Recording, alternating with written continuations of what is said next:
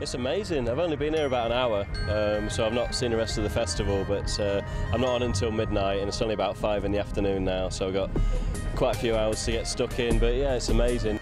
So yeah, I think when you go to a festival, it's just nice to, you do all your stuff, you get your interviews out of the way, you settle I'm DJing later, so I'll settle my DJ stuff, do a quick line check, and then just wander off, watch some bands, drink some ale, have some food.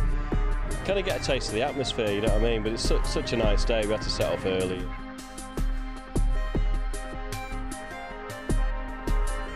I've come up to the Lake District quite a lot. I came on my stag do a few years back, so I've Keswick and Cockermouth and Kendal and Ambleside and Windermere. It's a beautiful part of the world. It's only an hour from Manchester, so it's yeah, it's always nice to come up here once or twice a year, do a bit of camping, obviously sample some local beers, and it's a real national treasure. So I'm really lucky to live so close by.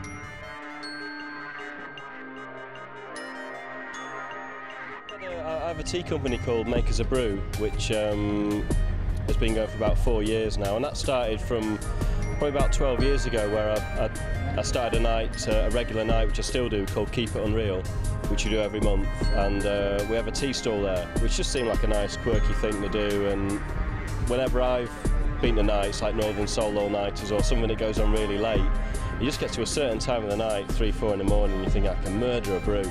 And where you've actually been able to get one, having something which is so normal and everyday, but being able to get it in an environment like a nightclub where you're not used to it, it was such an amazing thing. You know, I'm really grateful for this cup of tea, so I thought, right, when I do my own night, I'm going to make sure that I provide this service for other people and kind of pass on this tradition of having hot drinks in clubs.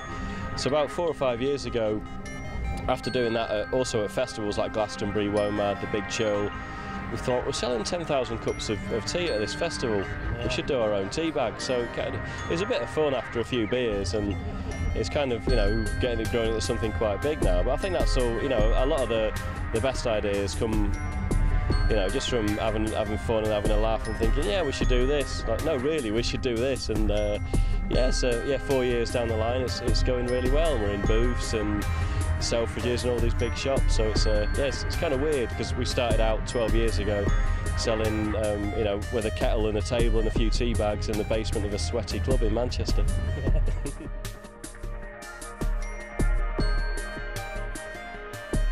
I think with any DJ set, especially something at a festival, there's so much else going on. I play a lot of different styles of music, so for me it's just like, I've got my records there, I've got my pint, I've got all my equipment, I've got a load of lovely people in front of me on a good sound system, so it's like, I never know what I'm going to play. That's half the fun for me. It's like I come to learn as well as to kind of do my thing. It's not like I'm a band and I've got a certain set of songs to play.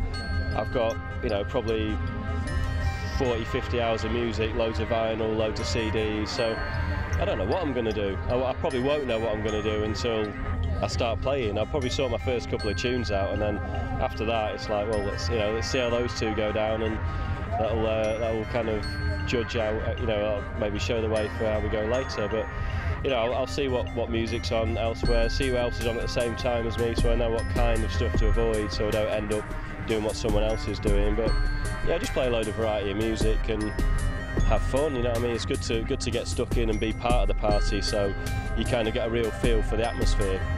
I think if as a DJ you're in a position where you need to rescue the night, you should be doing something else. You know what I mean? I think, especially with something like the festivals, you have such a mix of people. And everything sounds better in the open air as well. You know what I mean? After everyone relaxes, people aren't like, oh come on, I want to have it really quickly. I think. I'll play maybe a couple of my own big tunes, like maybe Get a Move On or something like that I might play if it's. But I think those big tunes you should play as a reward for dancing to all the other crazy jazz records and reggae records that I'll make you dance to. So to me, the big tunes aren't kind of get out of jail free cards. They're like, right, they should be peak of the night. You build up, you build up, you build up. you know, and people are dancing to all this weird and wonderful music, anything from the last 50 or 60 years, and then maybe that one tune that people have been wanting to hear all night, you'll drop that at the end and the whole tent will go crazy because you've kind of worked towards that. And I think, you know, if the dance floor's empty and you play a big tune, it's kind of, that's not, you know, you should be doing a better job. But,